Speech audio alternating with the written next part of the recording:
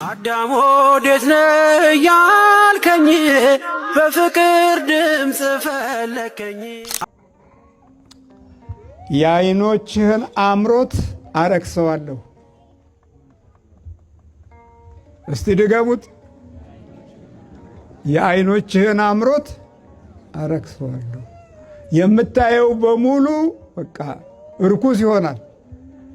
አንተ ውድ ቆንጆ ያልከው ነገር አይደለም፣ ለካ አይደለም። በሕይወትህ ውስጥ የመርህ ነገር አግኝቻለሁ፣ ቆንጆ ሐሳብ ተምሬያለሁ፣ ጥሩ የኢኮኖሚስት እውቀት አለኝ ብለህ በዛ ውስጥ መንገድህን እየሄድክ እያለ ለካ ረክሷል፣ ለካ ረክሷል። በቃ ይሄ ትምህርት የኑሮዬ አንዱ ትልቅ መዳረሻ ነው ብለህ ስታስብ ለካ የለም። የዓይንህ አምሮትን አርክሶታል። የዓይንህ አምሮት በእይታ ውስጥ መበላላት ማለት ነው። የዓይንህን አምሮት አረክሰዋለሁ። ይገርማል። የምናየው ነገር ሁሉ ይለወጣል። ጥሩ ያልነው ጥሩ አይደለም፣ መልካም ያልነው መልካም አይደለም፣ አንዳንዴ ክፉ ያልነውም ደግሞ ክፉ አይደለም እና ገና ክፉ አይደለም ያልነው ክፉ እስኪሆን ድረስ እድሜ እየፈጀን ነው እስክናውቀው። አንዳንዴ ደግሞ መልካም ያልነው ክፉ ሆኖ ይገላበጣል። በዓይናችን መልካም የመሰሉ ነገሮች ሁሉ ውስጣቸው ሌላ ጥፋት ያዘሉ ናቸው። የዓይንህን አምሮት አረክሰዋለሁ።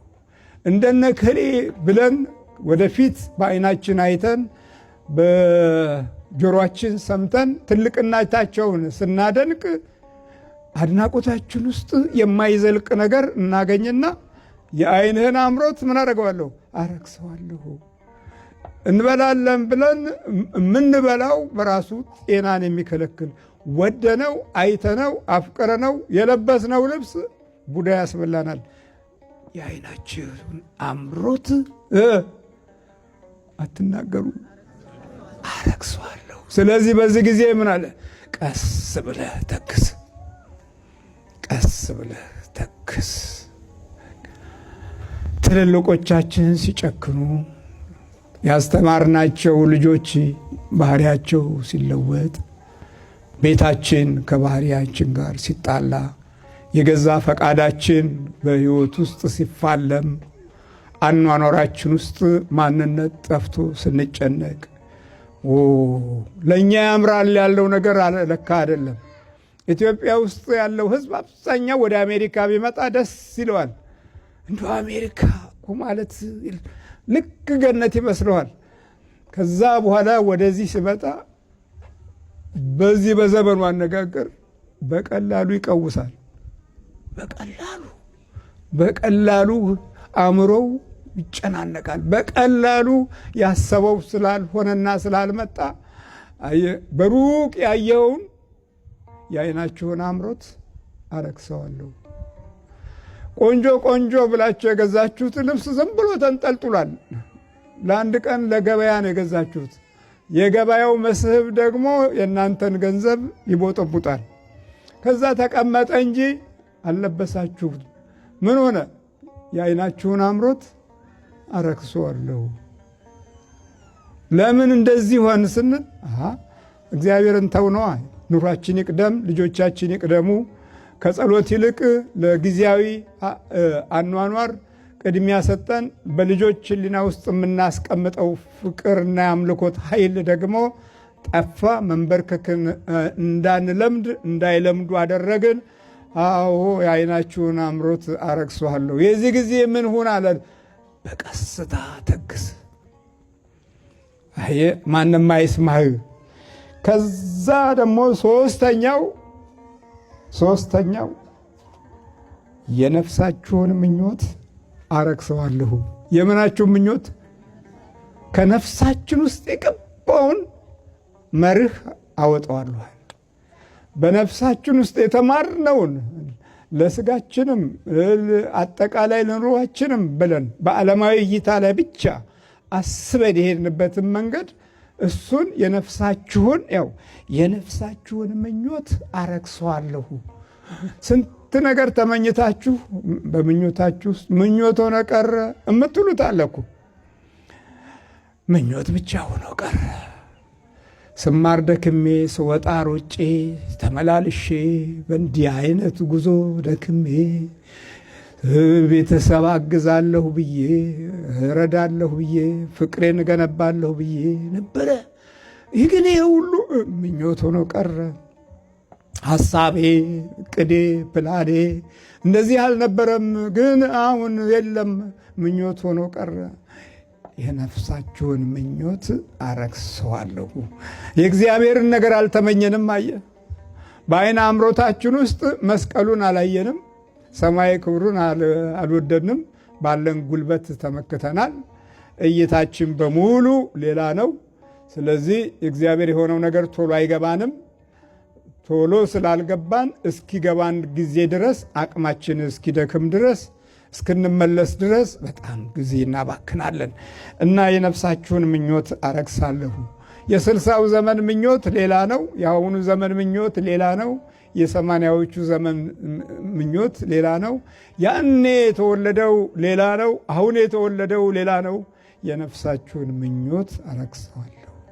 ሁሉ ሌላ ሆነብን። የኛ የሆነው ሌላ ሆነ። አንዳንዴ ውስጥም በኩል ሌላ እንሆናለን።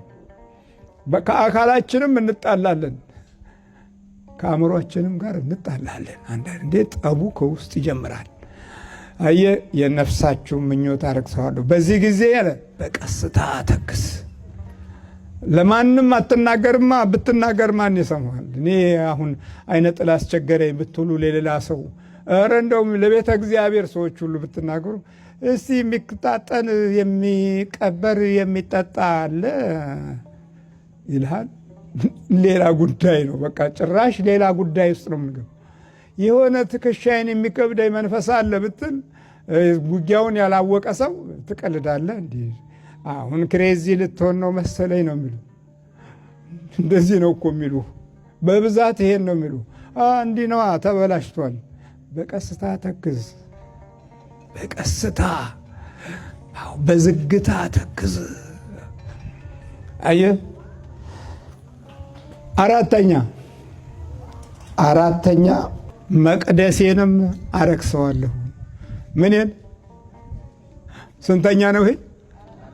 አራተኛው መቅደሴንም አረክሰዋለሁ። በቃ አለ እግዚአብሔር ሰዎችን የሚያይበት የሚሰማበት፣ ካህናቶችን የሚያደምጥበት፣ ዲያቆናቶችን የሚባርክበት፣ ከዛም በላይ ደግሞ እነሱ ተባርከው የሚባርኩበትን ቤተ መቅደስንም አረክሰዋለሁ። በቃ አለ በቃ ይረክሳል አለ።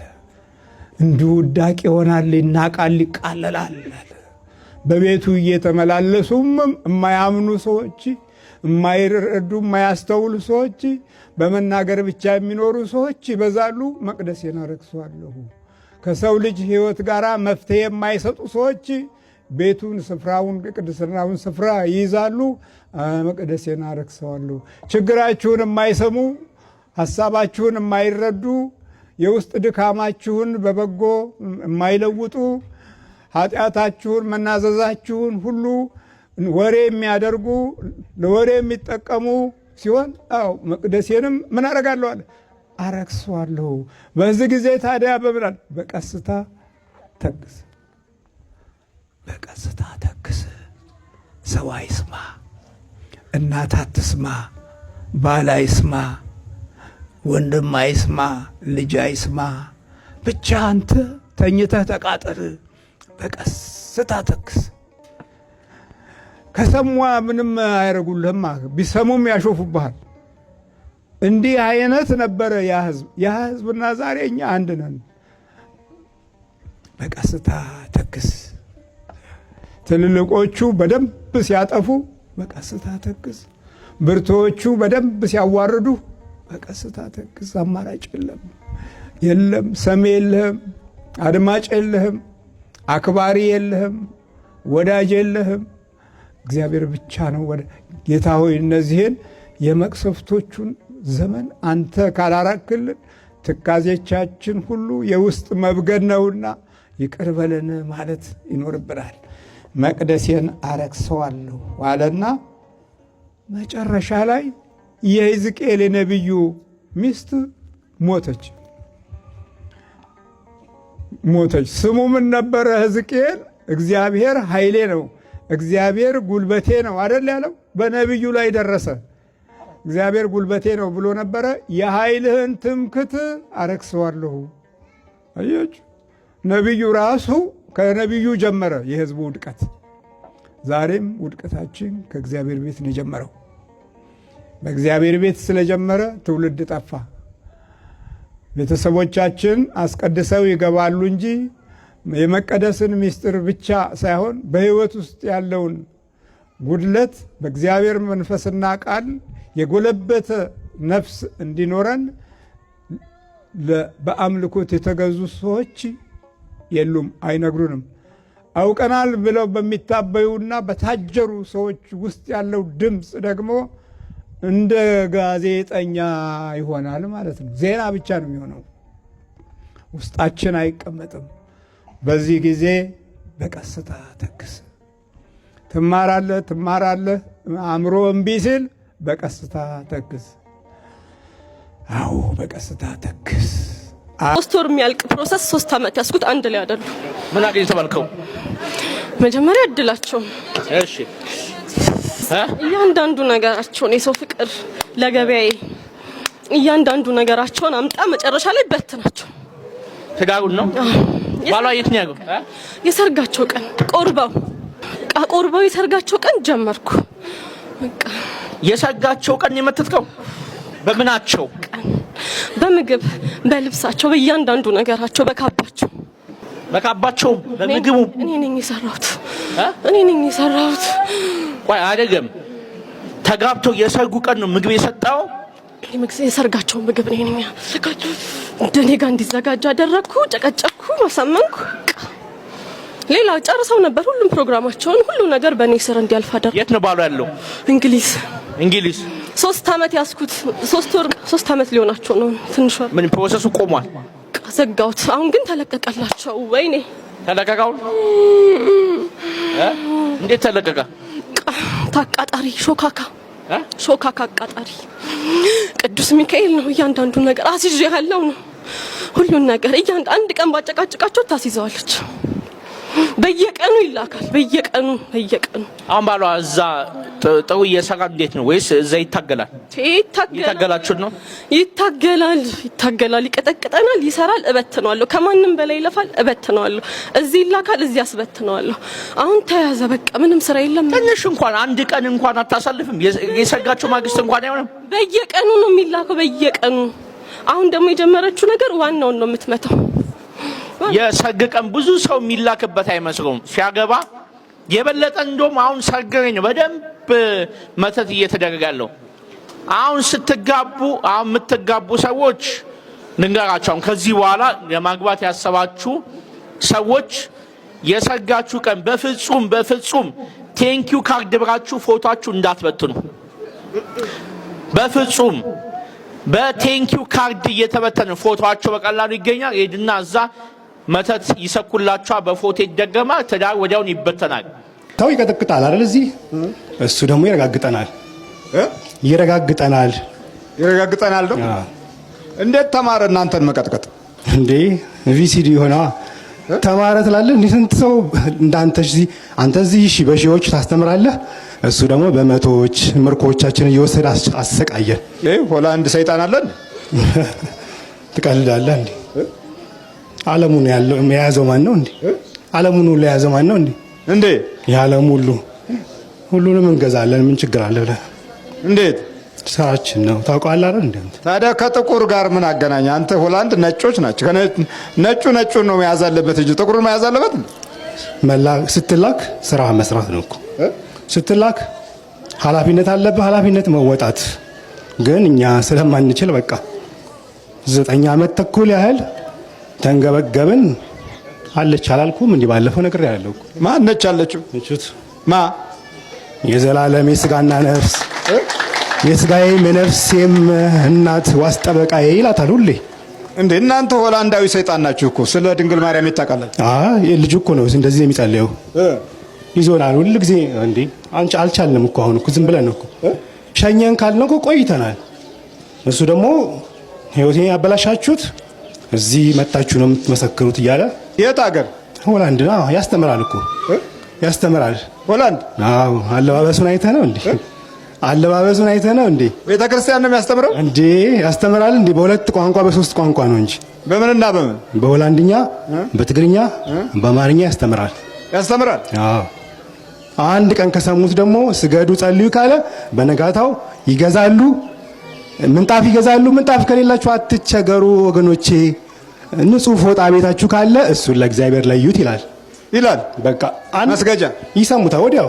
እሺ በቃ ስለዚህ እንዴት አንገብግበናል አልኩ እኮ። ሻኘን ስንለው አይሆንም መስክረህ ህይወቴን ስላበላሻችሁ መስከራችሁ ነው የምትለዩት አላችሁ። አላችሁ? አዎ አላችሁ። ሰይጣን ጋር እንትን ያው ሰይጣንን በመተት ነው የገባ ነው። እሺ የት ሀገር? እዛው ሆላንድ ውስጥ። ፈረንጅ ነው የመጠጣችሁ? አዎ ፈረንጆች። ምን አድርግ ብሎ? ግደለው።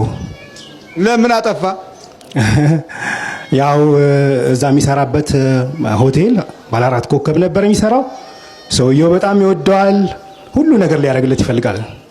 ሲያየው ምን አይነት ቀን የሆነ ልጅ ነው፣ አስተሳሰቡ ሁሉ ፖዚቲቭ ነው። ስለዚህ ሰው እንኳን ክፉ ሲያስብበት እሱ በመልካም። ስለዚህ ይነግራቸዋል። አሰሪና ሰራተኛ አገናኝ በእነሱ በኩል የተገናኘው በቃ ይሄን ልጅ እንፈልገዋለን ብሎ ሆቴል ውስጥ የእሱ መኝታ ቤት ሰጠው፣ ሁሉ ነገር አደረገለት። ከዛ ታውቃለህ አይደለ ሚስት ደግሞ ደነገጠች። ሚስቱ? አዎ። ምን አበሻ ነች ሚስቱ? አይደለ ሁሉ ነጮች ናቸው እኮ። አሁን ይሄን ነገር እኔ ለሰው ብነግር ሳያምነኛል ይላል እሱ። ስለዚህ አይነግርም። ለቤተሰቦቹ ለእናቱ ምናምን ነግሯል። እሺ ነገራቸው። እንዳትናገሩ ይሄንን አሁን ብታወሩ እንደው ነጭ መተታ በላው ቢባጠጣው ቢባል ማን ያምናል ብለው እሱም በሚስጥር እመቤቴ ሚስጥረኛዬ እያለ እሷን ብቻ ይነግራታል። በቃ ነጭ መታች ሲሆን ምን ይሄ ያስገርማል እንዴ? አሃ ማንም አያምነውማ። እሱ አንድ ድሃ ባሪያ የማይረባ እነሱ ሀብታም ሚሊዮነሮች። ስለዚህ እንዴት ብሎ አንተስ ታስበው? ባሪያ አትበል እንጂ ኢትዮጵያዊ ነው። ያ ቢሆንም እንግዲህ ያው እዛ እነሱ ነጮች ናቸው፣ ፈረንጆች ናቸው። ፒውር ነጭ ነን ነው የሚሉት። ፒውር ነጭ ነን። እና ታዲያ ይሄ ኢትዮጵያዊ ነው። በቃ እኛ እኮ ስራችን መስራት ነው። ግን የመጀመሪያ ገባን አይደለ? በማታው ማታ ነበር የጠጣው። ጠዋት ወደ ሰፈሩ መመለስ ነበረበት ወደ ቤቱ። ከዛ በኋላ አንድ ሳምንት ሙሉ እንደ ሰካራም ላላውን አዞርንበት። 3 ቀን ያው የሰራዊት ጌታ እናት እያለ ይለምናል። 3 ቀን አለቀሰ። ስካሩ ምናምኑ ለቀቀው ማለት። እንዴት ነው የምታሰክሩት? በመጠጥ ነው? አይንገዳገድም። መጠጥ አይጠጣም። ረሱ ስነ ስርዓት ያለው ሰው ነው እኮ። አንተ ትቀልዳለህ እንዴ? እዚህ ሀገር እያለ እኮ አመል ወርቅ አመሉ ጌታ ነው የሚባለው። አመለ ጌታ አመለ ወርቅ። በጣም በቃ ትህትና ያለው ሰው ነው የሚባለው። እሺ እኛ ደግሞ እንቃጠላለን። ደግሞ ምርኮ በየጊዜው ይወስዳል። ቤተሰቡን ለቀናል። አሁን ቤተሰቡን ትተንለታል። ማረከ አቆረበ ሁሉንም። አሁን 1 2 3 ነው የሚቀሩት። አንድ ደግሞ ይሄም አለ እዚህ። ይሄም ወንድሟ ለሱ እኮ ነው የመጣው። ነግሬሃለሁ እኮ አብረው ነው የመጡት። አዎ ለሱ ብሎ ነው የመጣው። ዋናው ለሱ ችግር የለ። እሱ ተቆጣጥሮናል እኮ አልኩ። አንዳንዴ እኮ መለስ እናደርገዋለን። ከዛ ሲነቃ እንዴ በቃ በስመ አብ ምናምን ቦልስ ቅዱስ ይላል። እሺ እንዴት ነው ተቆጣጠራችሁ? ተቆጣጠረ። ቅዱስ ሚካኤል ሆይ ሰይጣንን እንደረገጥከው ያው እኛን ማለት ነው እንደረገጥከው እርገጥልኝ አለ። እሺ በቃ ከእግሩ በታች አደረገና። ስንት ናችሁ? 2 ነን። እንዴ የሰራዊት ማአት ብታይ በቃ አንተ እኮ የሆላንድ ሰይጣን ነህ። ለምን ትገባለህ? አሃ እኔ እኮ ግደል የተባልኩት በስፕራይትና በቢራ ተደባልቄ በቃ ጠጣኝ። አይወድም እሱ መጠጥ ስለማይወድ እኮ ነው ስፕራይት ትንሽ ጨመሩበት። በስፕራይትና በቢራ? አዎ ደግሞ ሌላ ጊዜ የሚሰጡት በትክክለኛው እየታየ ነበረ። የዛን ቀን ግን ያው ከነሱ ከሰራተኞች ውስጥ ያው ኃላፊዎች መቼም አይሰጡትም። ሰውዬው በጣም ይወደዋል። ሚስቱ ስለምትቀና ይደነግጣል፣ ትደነግጣለች። አመጣችና ያው ብፌ ከፍታ አረ ቆይ ላንተ አስቀምጬልሃለሁ እንደውም ነገር ለምትሄደው አለችው። ያው በዚሁ አሰናብቱት ነበር የተባልነው። እንኳን ሊሰናበት ይኸውልህ ስንቶቹን ወደ እግዚአብሔር ቤት እየመለሰ ነው። ምን አጠፋታል እንዴ? ምን ነካ? በየጊዜው በየቀኑ የሚላክ የደብተራ መንፈስ አለ። እሱም ያየዋል። ለቤተሰቦቹ ያስረዳቸዋል። እንዲህ አይነት ነገር ይላካል። ግን አለች ይላል። አለች አትተወኝም፣ የማትተየኝ እናት ይላታል። የቤተሰቡ ደግሞ መልአክ አለ ቅዱስ ሚካኤል ይላል። ከልጅነቴ ከሕፃንነት ያሳደግከኝ ይላል። አንተም አብረህ ማለት ነው። አይ እንዴ ያማል እንዴ? ቅዱስ ቁርባን ሲቀርብ ደግሞ እሱ ሲተኛ እኛ ደግሞ ራቅ ብለን ያይናል እኮ አልኩ። በቃ ሁሉ ነገር እኮ ገልጾናል። አሰናብተን እባክህ ስንለው አይሆንም ህይወቴን አበላሽታችኋል እያለ 3-4 መቁጠሪያ እንዴት ነው የሚቀጠቅጣችሁ? እንደዚህ አይነት ረገጠን እኮ ነው ያልኩህ። ሌላው ይቀጠቅጣል አይደል? እሱ ይረግጣል። እስቲ እንዴት ነው የሚቀጠቅጡት? የታለ 3-4 ነው እኮ ይጠራል። መጀመሪያ ያው የነገስታት ንጉስ የሰራዊት ጌታ ኢየሱስ ክርስቶስ አማኑኤል ይላል። በኢየሱስ ክርስቶስ ስም በድንግል ማርያም ስም አማኑኤል ቅዱስ ሚካኤል ከሰማይ እንደወረወርከው የኔንም ጠላት ወርውርልኝ ይላል። በቃ ይሄ ምናምን ለዚህ ለስጋው አያስብም፣ ደንታ የለውም። የገዳም ሰው ነው እኮ አልኩ። ይሄ ልጅ እኮ አሁን ስታየው ሞደርን ይመስላል እንጂ ገዳም አልገባም እንጂ ጓደኞቹም እንደሚል ታውቃለህ እንዴ አንተ እኮ ዘመናዊ ገዳም ነው የመጣ ምን ልትሰራ መጣ አውሮፓ ይሉታል። እሱ ደግሞ ሞኞች ናችሁ እናንተ አይገባችሁም ምን ይላቸዋል። ሰይጣን ነህ እኮ አንተ እማያውቀው ነገር የለም። የልጁ እውቀት እኮ ነው አልኩህ እኮ መጽሐፍ ቅዱስን እኮ ገና አንተ ሰይጣን እኮ ነህ። ይሄን ታዛቢ ማን አደረገ? አብሬ ነው እኮ ያለሁት። አብሬ እኮ ነው ያለሁት። ምን ማድረግ ነበረብኝ? እያንዳንዱ የሚሰራትን ስራ ለማበላሸት እሞክራለሁ። በተለይ ስራ ለማሳጣት ያልጣርኩት የለም። ይሄ ሰውዬ ሊያጸድቀን ነው እንዲያሰበው ሁሉ ይላሉ ሰይጣኖች። እኛ ራሳችን ፈረንጅ እንዴት ተንኮለኛ ይሆናል? ምንድነው አንተ የፈረንጅ ሰይጣን ሆነህ እንዲህ ሰው ውስጥ ምገባው? ይኸውልህ እኮ እኛ እኮ ሰይጣን ከተባልክ እኮ መላክ ነው። ስትላክ ይሄን አድርግ ስትባል ትእዛዝ መፈጸም ነው። ትእዛዝ እናንተ የአባታችሁን ትእዛዝ ትፈጽሙ ይላል። ልጁም እኮ የአባቱን ትእዛዝ ይፈጽማል። በመዝሙረ ዳዊት ምዕራፍ 1 ላይ ያለውን ተግባራዊ ያደርጋል። ምን ይላል እንዴ? በክፎች ምክር ያልሄደ በዋዘኞች ወንበር ያልተቀመጠ አይቀመጥም። እኔ ድራማ የለ ቲቪ የለ ምን የለ ሰው ይደግንቋል። እንዲህ ልጅ አውሮፓ መጥቶ ይሉታል። አውሮፓ መጥቶ? አዎ። እኛ ደግሞ እንገበገባለን። የህሊና ጸሎት የምትባለው ጸሎት ታውቃታላችሁ? ከኋላ የዘወትር ጸሎት መጨረሻ ላይ እሱን ሲወደው በቃሉ ሁሉ ሸምድድ እስኪያደርገው ድረስ ደጋግሞ ነው የሚጸልየው። በነገራችን ላይ አንድ አባትም ነግረውኛል። አቡነ ሀሮን ገዳም የማውቃቸው አባት ምን አሉኝ? የህሊና ጸሎት የምትባለዋን ጸሎት በየ3 ሰዓቱ 7 ጊዜ የሚጸልይ ሰው ሚስጥር ይገለጥለታል ሲሉ ሰምቻለሁ። እኔም ጸልዬ የተገለጠልኝ ሚስጥር የለም። ግን ሚስጥር መላችሁ ይሄ ሌላ እንደዚህ የተገለጠ ግን የምፈልገው ነገር ተሳክቶልኛል። የሆነ የምፈልገው ነገር በዛው ይሄን ነገር በጸለይኩበት ሳምንት በጣም በቃ ሊሳካ ይችላል የማልጠብቀው ነገር ተሳክቶልኛል። እና ሚስጥር ምናልባት ከሆነ ይሄ ነው ማለት ሚስጥር ይገለጥለታል ይላሉ። ሌላም አንዲት እህት ይሄን ነገር ነግሬያት መምህር እግዚአብሔር ይስጥህ ያለችኝ። አሁን የት መሰላችሁ ያለችው? ውጭ ሀገር ነች። ሀገሩን መናገር የሚያስፈልግም ውጭ ሀገር ናት። ይሄንን ነገር ስነግራት በተግባር ፈጽመው መምህር እግዚአብሔር ይስጥ ብቻ ነው። የሆነ ነገር ተሳክቶላታል። ምን ነው ሳ ጊዜ አቡነ ሀሮን ገዳም ያሉ አባት እንደዚህ ብሎ ነገሩኝ ብለህ ስትናገር ቀጥታ አቡነ ሀሮን ገዳም ነው መሄድ የፈለኩት አለች። ሄደች። ሳልነግርህ ሄጄ በመምጣቴ ይቅርታ አለችኝ። ሄዳ አግኝታቸው ማን እንደሚባሉ አይታ ፎቶ አብራቸው ተነስታ ሀገሯ ገብታ በቴሌግራም ላከችልኝ ፎቶ። ምን አግኝተሽ ነው አልኳት። ያገኘሁትን ማቀው እኔ ነኝ። እግዚአብሔር ይስጥህ። በየ3 ሰዓት ልዩነቱ 3 ሰዓት፣ 6 ሰዓት፣ 9 ሰዓት፣ 11 ሰዓት፣ ማታ 3 ሰዓት። ለምሳሌ 3 ሰዓት ከሆነ ህሊና ጸሎትን 7 ጊዜ ትጸልየዋለች። ጊዜ ስላላት ነው። እና ይሄንን የሚያደርግ ሰው ለ7 ቀን ተከታታይ ይሄንን የሚያደርግ ሰው በቀን እንደዚህ እያደረገ ማለት ነው። ወይ በሌሊቱ ወይ በቀኑ ነው። የሌሊቱ ከሆነ የሌሊቱ 3 ሰዓት፣ 6 ሰዓት፣ 9 ሰዓት፣ 11 ሰዓት እና ደግሞ ጠዋት 1 ሰዓት ወይም 2 ሰዓት ማለት ነው። በ3 ሰዓት ይቅርታ። እንዲህ እያደረገ የሚጸልይ ሰው ሚስጥር ይገለጥለታል። ይሄንን በጣም እርግጠኛ ሆኜ ነው የምነግራችሁ። እና ይሄንን ጸሎት እየጸለየ ይሄ ልጅ ለመጨረሻ ጊዜ ሳወራ ሰምቶ ነው እንደዚህ ብዬ ስናገር መምህር ሚጣ የምትጸልየውን ጸሎት ዘውትር ጸሎት ጸልየው አለኝ። በተለይ ግን የህሊና ጸሎት የሚባለውን ጸልየው አልኩት። ለምን ሚጣ ነግራኛለች። ይህንን ስጸልይለት እኮ ተቆጥቶኛል፣ በጥፊ መቶኛል አለችኝ። በጥፊ መታሽ? አይ እሱ አይደለም ላይ ወዳለው መንፈስ ነው አልኳት። በፊት ነው ገና መጀመሪያ ቀን ላይ ስጸልይለት እና ያንን ጸሎት የሚጠላ መንፈስ አለ ማለት ነው ውስጡ ብዬ ነው የገመትኩትና ይሄን ጸሎት ጸልይ አልኩት። መምህር ለምንድን ነው ይሄን ያዘዝከኝ አለኝ። ይሄን ስትጸልይልህ ሚጣ ምንድን ያደረካት ሰው ጊዜ አይ ለእሷ ነው ጥፊ ሆነው እንጂ ዞር ቢያ አንቺ ወደዛ ሂጂ ብዬ ነው እንደዚህ ያደረኳት አለ። ለእሷ ግን ጥፊ ነው። አዎ ጻንች አልኩት እና በዛ ውስጥ ግን እመቤታችን በጥፊ የመታሃት ስለው ጊዜ ውይ እመቤቴ ይቅር ትበለኝ፣ ይሄንማ እየጸለይኩኝ የምትለኝ ነገር አደርጋለሁ አለ። በቀን 7 ጊዜ እየጸለየ ለ7 ቀን ከምግብ ይሄ ሱባኤ ምናምን ነገር አይደለም፣ ዝም ብሎ ጸሎቱን ብቻ በመጸለይ ከፈለጋችሁ ደግሞ እንደ ሱባኤ ማድረግ ትችላላችሁ። እናንተ ተረክ ብሎ የተነሳው መንፈሱ ማነህ? አዳል ሞት ያለኝ አንድ ነኝ አለ። ሰራዊት ስንት ነው አይደል? ሰራዊት አለ። ይህ አንተና አዳራሽ የምታንጫጫው እጅን እየጫንክ እንደዚህ የምታደርገው አልኩት። አዎ እኔ ነኝ። በጣም ይገርማል። የሚያጠምቁት አባት ራሳቸው እንኳን ትንሽ ኮተት ችግር የነበረባቸው አባት ነበሩና በሱ ሲገረሙ ሁሉ አይቻችኋለሁ። ኮተት ስላቸው አንዳንድ ነገር ሰምቻለሁ። ቆይ እኔ ጸልይልሃለሁ፣ አንድ አለ ጥሩ መጽሐፍ አለ መፍትሄ ስራ ምናምን ብለው የሚያጠምቁ እኮ ናቸው። የአንድ ቤተክርስቲያን ጥምቀት የጸበል ቦታ ማለት ነው። ይህ ሁሌ የምነግራቸው ይሄንን ነው። ያጠምቃሉ፣ ግን ችግር አለባቸው፣ ሌላ ነገር ይደግማሉ። የምነግራቸው ለዚህ ነው። እዛ ጋር ጸበል ቦታ ሲጮህ ካዩት ቆይ እኔ ይህን ሸኝልሃለሁ፣ በቤት መጥቼ አጠምቅሃለሁ፣ ይቺን ነገር እንደዚህ አርጋት እንደዚህ አርጋት ብሎ ሌላ የድብትርና ነገር የሚያስተምሩ አሉ። ጸበል ቦታ ተቀምጠው ይሄንን ቤተክርስቲያን ብትቆጣጠርልን ደስ ይለናል።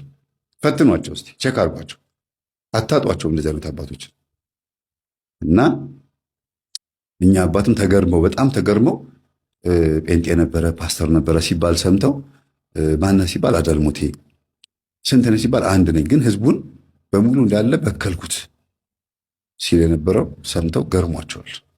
እና ምናልባት እንግዲህ እሳቸውም የሆነ ችግር ይኖርባቸው ይሆናል። ወደዚህ ስንመጣ ሚጣ ቆርባ ወደ ቤት ትግባ ተባለ እና ነጭ ልብስ ገዙላት፣ ነጭ ካልሲ፣ ነጭ ታይት፣ በቃ አማረባት፣ ካናቴራ ምናምን ደስ አላት። እግዚአብሔር ይስጥህ አመሰግናለሁ፣ አሳመርከኝ እኮ መልአክ አስመሰልከኝ እያለች ገዝተውላት ነጭ በነጭ ለብሳ አስቆርበዋት ወደ ቤት ገባች። እንደ ልዕልት ነው ያዩት። እማማ ራሳቸው በጣም ደስ ብሏቸው አልቆረቡም። እማማ ራሱ ገና ነው እኮ ገና ነው። ከዛ እሷ ቆርባ ከገባች በኋላ እማማ እመቤቴ እቺ ትንሽ ልጅ ማለት አንቺ ነሽ፣ በአታ ማለት አንቺ ነሽ። የ3 ዓመት ልጅ ሆነሻል ወደ ቤተ መቅደስ የገባሽው በቃ እቺ ልጅ ወደ ቤታችን ቆርባ ገብታለች። ሁሉም ቆራቢ እንዲሆን እፈልጋለሁ አሉ። ሁሉም ቆራቢ ሆኑላቸው። ሁሉም ከቆረቡ በኋላ እማማ ታመሙ። እሳቸውን ቆርበው ማለት ነው። ሁሉም ቆረበ፣ ግን ታመሙ። ከባድ ህመም ታመሙና ተሰበሰበ። ለካ እየጸልዩ ያሉት ና አሁንም ቢሆን ልጆቼ እንዳታሰቃይ እኔው ላይ ና፣ ከእኔ ወደ ልጆች አለ ሄድኩ መምህር ተስፋዬ እንዳለው ና ወደ እኔው ላይ ና እና እናውራሉት። ከዛ በህልም የት ነው ማድረዋሉ? ፕሮቴስታንት ቸርች ነው ማድረዋሉ። ለምን መና ብለውታል። ከዛ የለመደውን ምናምን የነበረበትን ቦታ ያሳያቸዋል። በህልም አዳራሽ ላይ ሆነው እያሉ እንዳሮጊት እንዲህ ሲሉ ያሳያቸዋል። እና ሲዘምሩ ምን ሲሉ ማለት ነው። ከዛ በህልሜ እንደዚህ ያየው መምህር ምንድን ነው አሉ፣ ለልጃቸው ሳይነግሩ ማለት ነው። እንደዚህ ሊያረጎት እንዳሰበ ነው፣ እንደዚህ ሊያረጎት ነበር ያሰበው። አው ባዶ እግሬን ነበርኩኝ፣ ጫማ የለኝም አስታውሳለሁ ስመለከተው ህልሙ። እንደገና ደግሞ እንደዛው እያሸበሸብኩኝ እንደዛው ፕሮቴስታንት ቸርች ውስጥ እንትን እያልኩኝ መድረኩ ላይ ግን ልጅ አይደለም የሚታየኝ፣ የቆመ እንጨት ነው የሚታየኛል። የቆመ እንጨት እንደዚህ እንጨት እና ሌላ ነገር አይታየኝም። ህዝቡ ሁሉ ያብዳል፣ እኔም አብዳለሁ። ያንን ዝላይ ነበር የሚያሳየው። ና ብለው ጠርተዋል። እንዲሳቸው ጊዜ አዎ ልጅ አሉኝ። በቃ እሱና እና ከልጆቼ ና ወደ እኔ ብለው ተሰብሰብ ብለውት ከሆነ በሉ እንግዲህ ይቻሉት ሰሞኑን ህመም ይመጣቦታል ስላቸው ጊዜ ኧረ ታምሜ ተኝቻለሁ አሉ። እንዴ ማዘር እና ብለው ከጠሩ በኋላ እኮ ህመም ከሆነቦት መንገድ መደወል አለቦት እኮ እንደዚህ ለምዝ ይላሉ ብዬ ካህን ይዤላቸው ሄድኩኝ። ጸበል ተረጩ። በሳምንታቸው ድነው ተነሱ። ከዛ እሳቸው መጮህ ነበረባቸው ማለት መንፈሱ ጮኋል አይደል? ለመጀመሪያም መጮህ ነበረባቸው ማለት ጮሆ መውጣት ነበረበት። ክትትል ያርጉ ብያቸው አዳልሞቴና ጠቋር ሄጃለሁ አለ።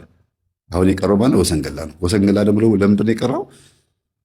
ለልጃቸው ስም አውጭለት ብሎ ወሰኔ ብሎ ስም ይጣሩት ነበርና አሁንም በተደጋጋሚ ወሰኔ ሲሉት አቤት እያለ ይመጣል። እማ በቃ ይሄን ስማት በዚህ ስማት ትጥሪኝ ይላል።